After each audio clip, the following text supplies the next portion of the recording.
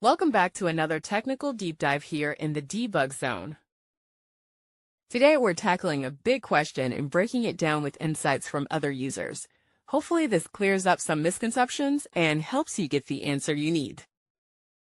So buckle up, stay a little curious, and let's jump right in.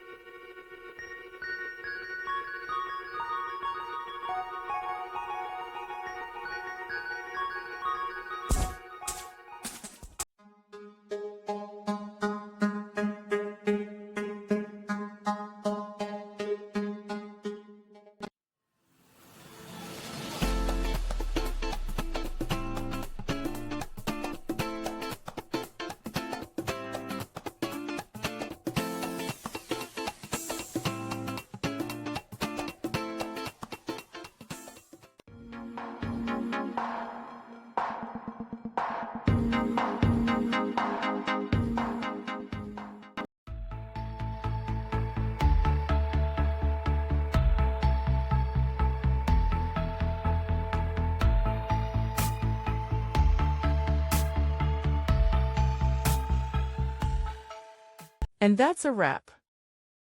I hope you found the answer you were looking for.